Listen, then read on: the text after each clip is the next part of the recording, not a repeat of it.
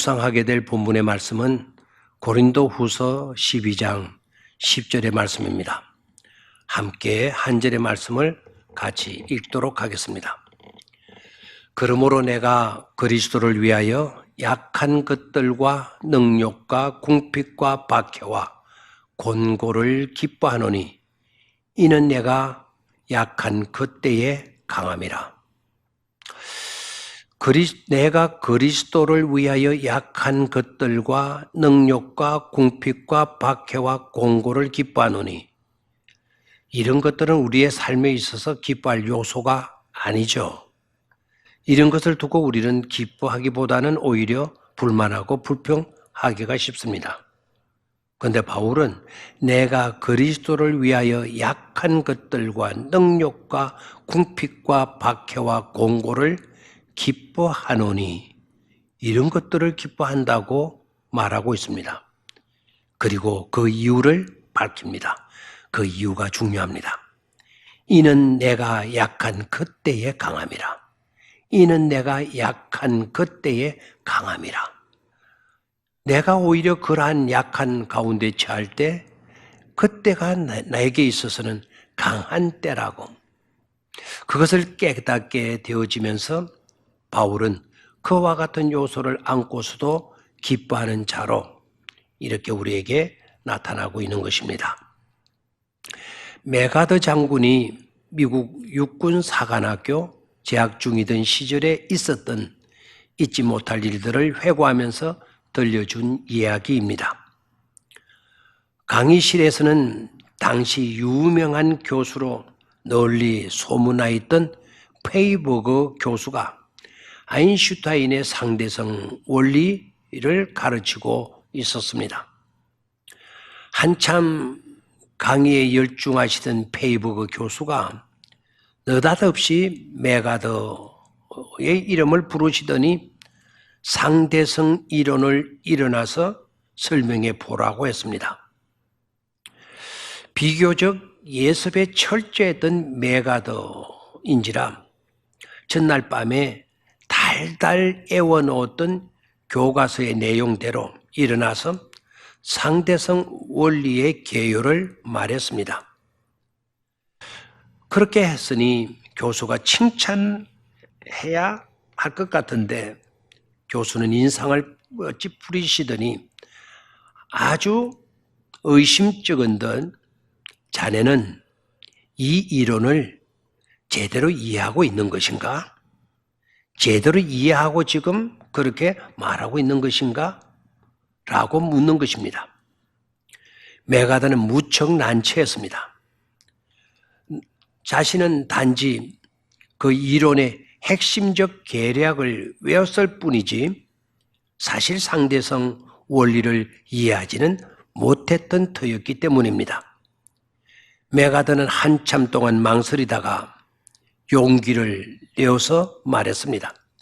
교수님, 사실은 하나도 모릅니다. 라고 대답했습니다. 그 순간 교실 분위기는 전운이 감도는 듯 했습니다.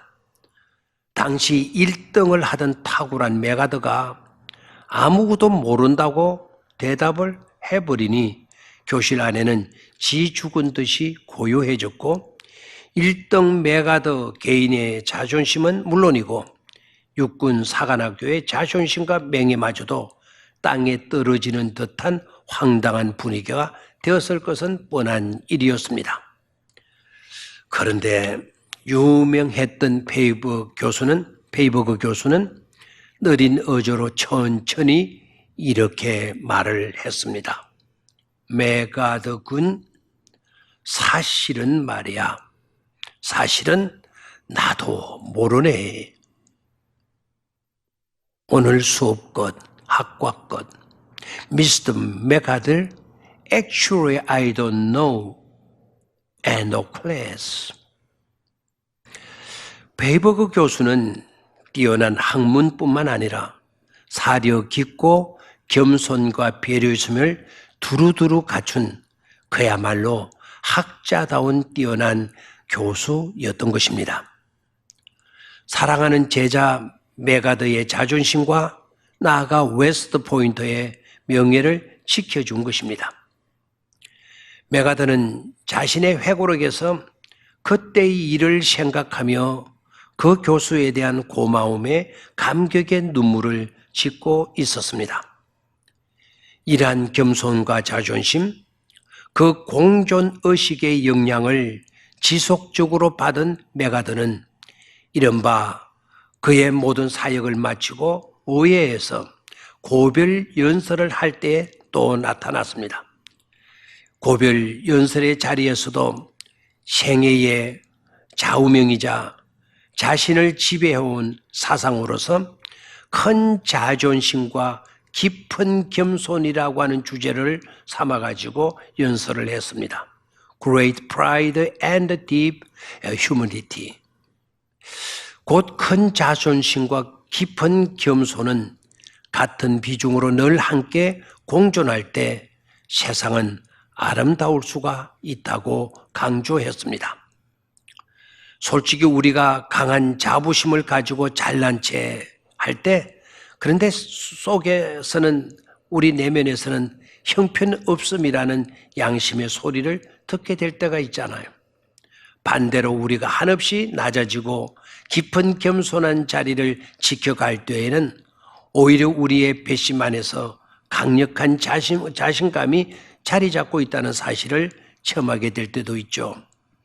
그러한 단계에 이르렀다면 큰 자가 된 것입니다. 하나님의 뜻은 역설적 통찰이 없이는 도무지 발견하기 어려운 비밀일 때가 많습니다. 온갖 제약의 권세, 힘의 폭력 앞에서 초라하게 매달려 죽으신 예수 그리스도의 철저한 패배, 그 패배는 깊은 겸손의 모습으로 표상됩니다.